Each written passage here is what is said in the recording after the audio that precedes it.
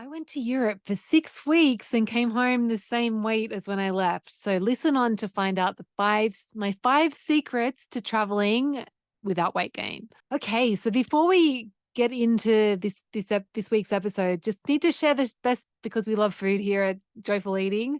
Best bite I had this week was Friday night. I went to the fish market and got some beautiful rainbow trout, like fresh trout, and just roast them in a hot oven with asparagus. And I tell you what, I've kind of because I was traveling, kind of felt like I missed asparagus season, but I had found some beautiful asparagus at the market and just roasted that with the trout and then served it with a spinach pesto. So just like pesto made with spinach instead of basil, frozen spinach. And it was so delicious, like crispy skin on the fish. The asparagus were just like so fresh and good, and the pesto brought it all together. It was really delicious. And actually, spinach pesto recipe coming soon to Stone Soup. So, plan for today is first, I'm going to share the story behind this episode, and then I'll go step by step through my 5 secrets to traveling without gaining weight. And then we're going to finish it off with one tiny step that you can take and apply to your next trip. So, the story behind this episode is basically it's the silly season, it's holiday season, summer to holidays here in Australia. So a lot of people take vacations, holiday time around this time. So I was thinking, yeah, you guys have probably got some holidays on the horizon. And also because I've just got back from my recent trip and I had that experience again of like traveling without gaining weight. And also there's been a couple of people in my Naturally Healthy Club group who've shared recently, like someone went on a cruise for like a couple of weeks and came back the same weight. Like one of those all you can eat things. And then someone else had like a really long long weekend away and came back.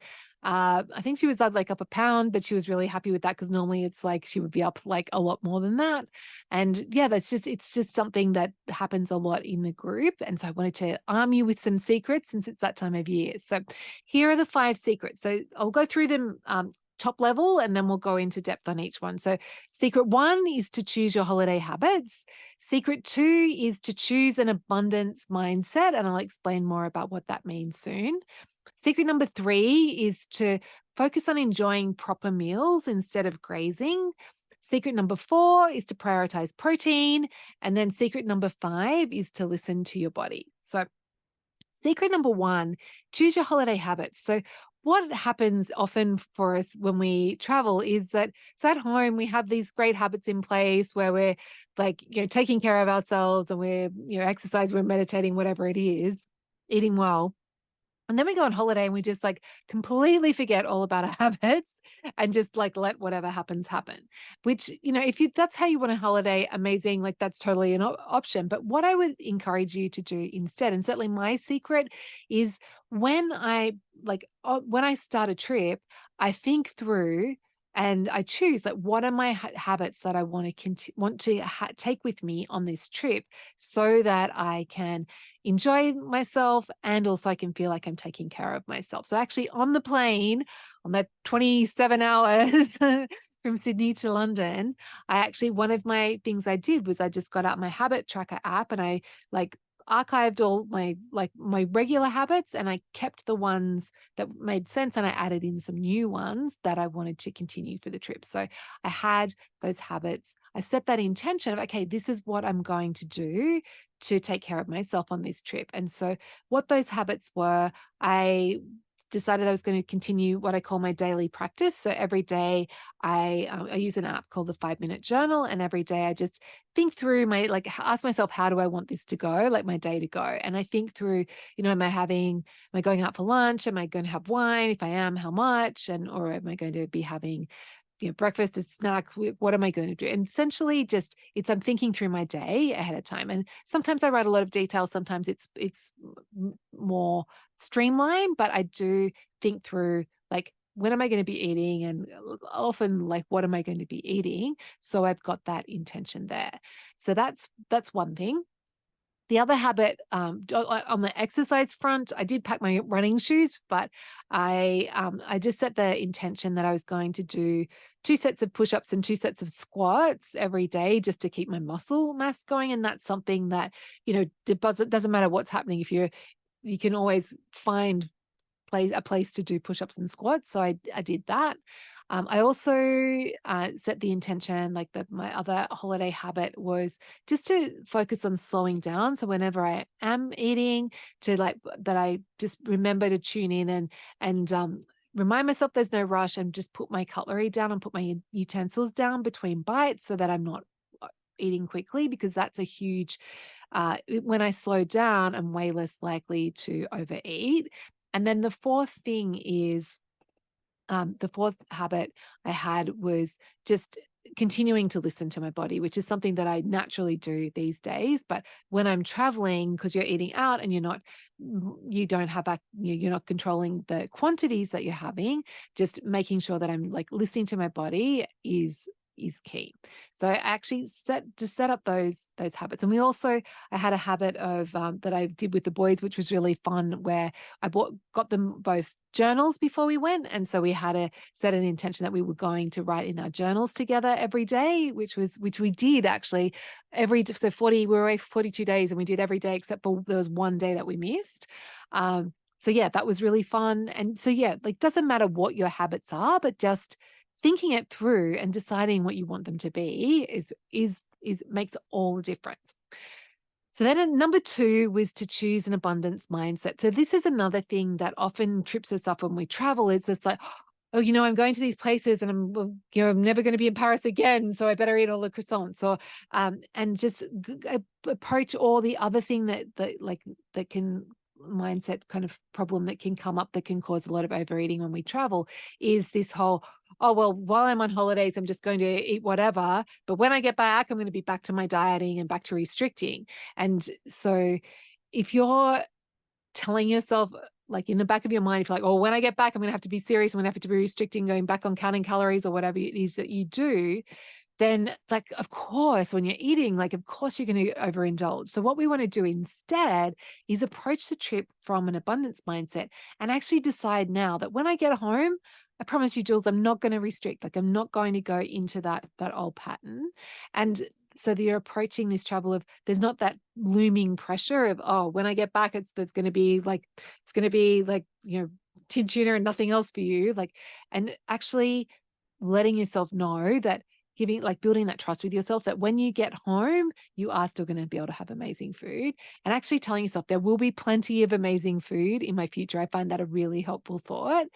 And then also when you are in situations where, there's these delicacies and you can only get them in that location, also reminding yourself then that, yeah, great, I can experience this, but there's no need to overeat it, because I am going to be able to have delicious stuff at home. I am going to be having delicious things tomorrow and the next day and the day after that. So there's no need to overeat on this, these croissants or this amazing baguette, because yeah, I am going to have good bread in the future. It's not like I'm never going to have this again. So that's the second thing, is like this abundant, reminding ourselves that we're not going to be restricting. We're not going to be scarce. Food is going to be plentiful in our future.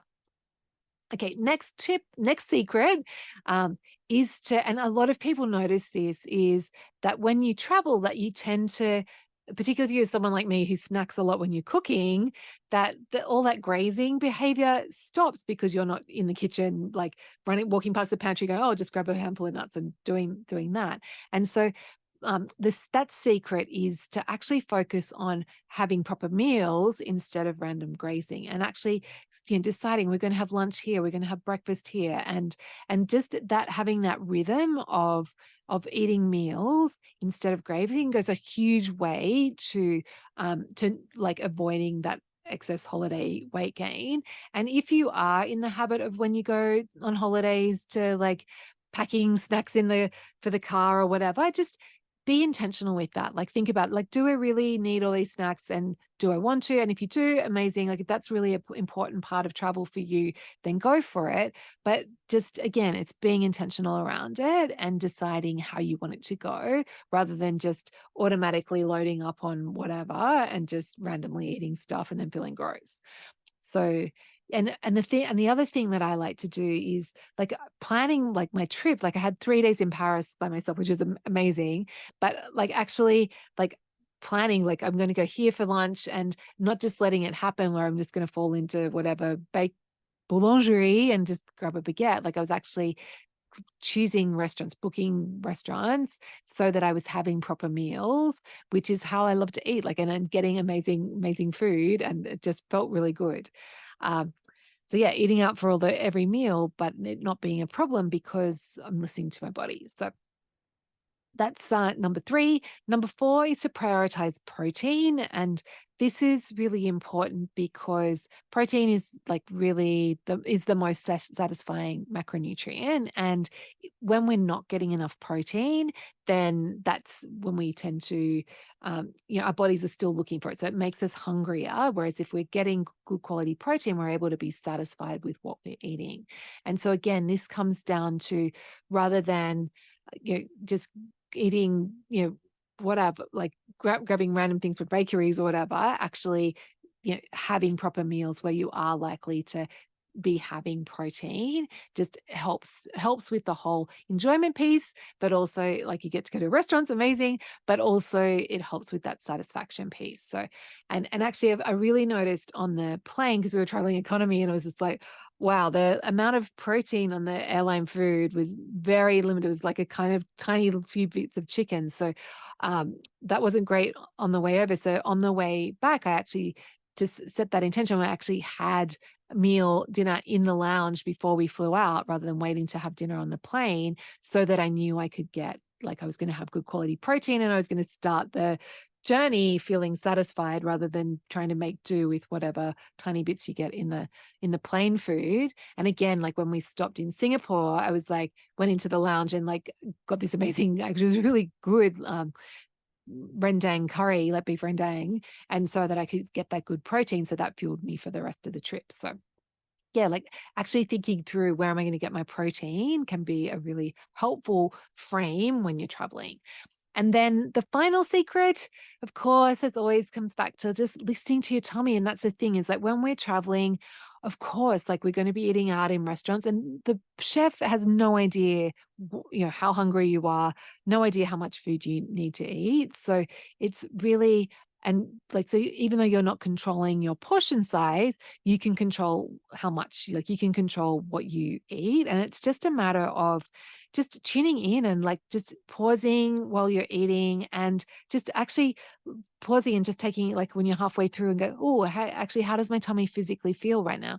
And it's like, oh yeah, okay. And you'll feel it filling up or not filling up, and just trusting that. And then the next part of that is just being comfortable leaving food behind. And yeah, it's not ideal from a waste perspective, but it's better for you to leave that food rather than you overeating and then feeling gross and coming home feeling really sluggish. Like it's okay to leave food. And particularly if you're in like an all you can eat buffet environment, like just being intentional about what you do put on your plate if you do have that freedom.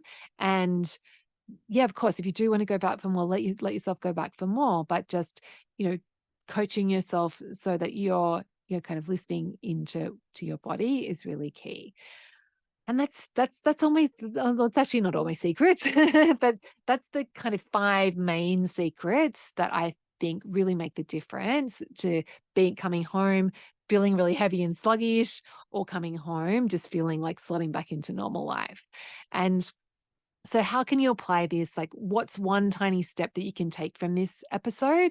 The thing I would really encourage you to do, like all of it is great, but, and I actually, to recap, so it's like be intentional with your habits, deciding what your habits you want to take with you on holidays, choosing that abundance mindset, reminding yourself there's going to be plenty of amazing food in the future, and that you're not setting that intention that you're not going to restrict when you get home.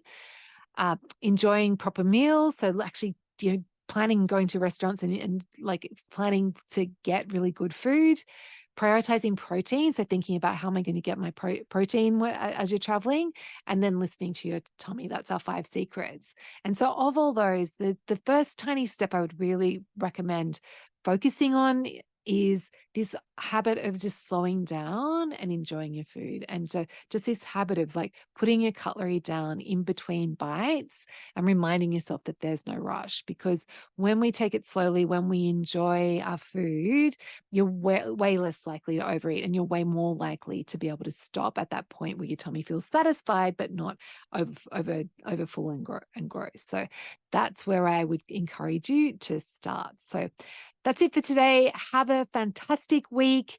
If you are traveling, stay safe, and yes, have a fantastic time. And if you found this helpful, please do share it with a friend, because the more people that we have in the world enjoying food, loving food, and feeling good about their health, the better place the world will be. So have a fantastic week, and I will catch you next week.